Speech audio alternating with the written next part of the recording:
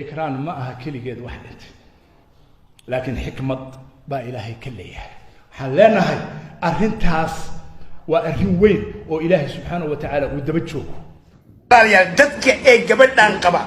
دلي وما أنت ملنا اللومريني وفرماجو مدحوينا أيا أمر كابحيي اسكو أفكرتين اسكو يفعل ياسين يكون نجيس إن قبل ناس الخارجي ما دام أي أركتي ورركي أي أفرتون كل شيء كيسن جرين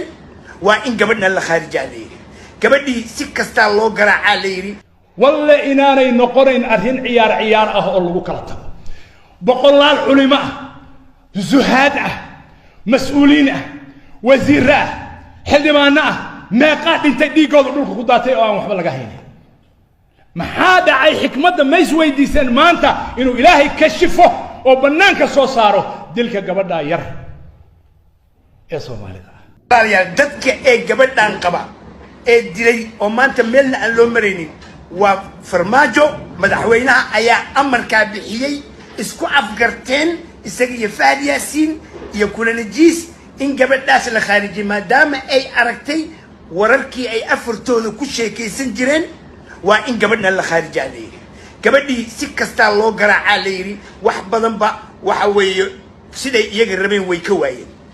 horta iyaga yaa dilay Fahad Yaasiin iyo kulana horta ka dhameystay markay ka dhameysteen ay ka tageen way uga tageen kuwii yaa leeyri kama tajiya iyagu markay fuulfuuleen ka tageen ayaa kuwa kale ana runtii disay kadib baa ciyaalkiina ay silciyeen waa ka waaydi akhrinayay labada ku jiraan waxay dhahan wax walba soo minay gabadhii inay ugu dhimataa ka cabsay jaa markaas way u dhamaatay gabadhii markay nafta ka baxdayna ay sheegeenna waa la soo saaray waxaana loo dhiibay Maxamed Xasan iyo Macali Yuusuf waxay geeyeen meesha la yiraahdo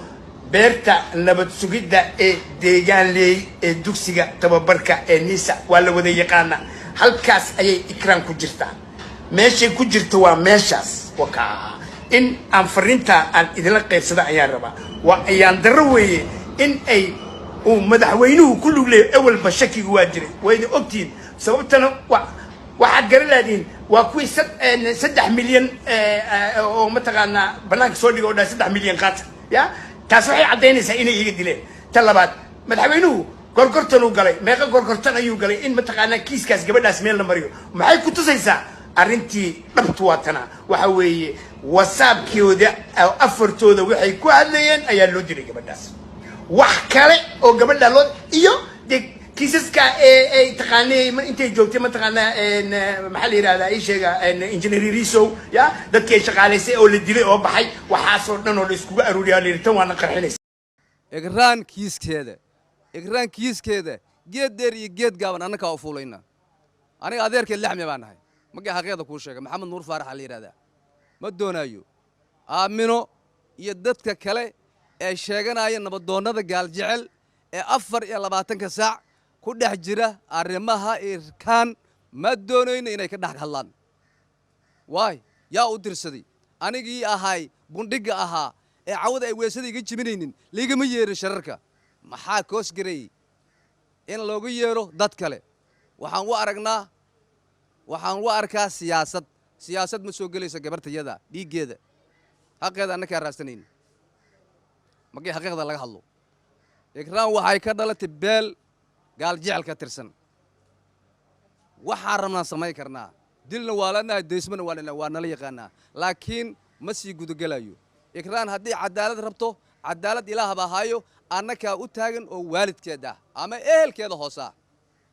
ma ahan qof aan shaqo ku lahayn inuu doono xaquuqdeedan doonaa u yiraahdo oo lagu raaday campaign lagu galo ma garanayo anigu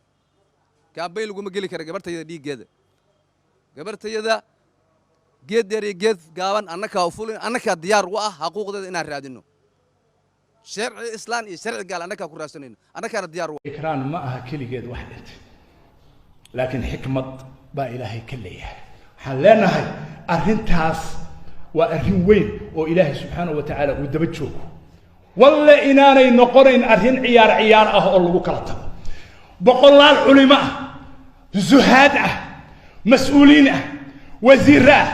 حلمانا ما قاعد انت ديقود دولك قداتي او waxba laga haynin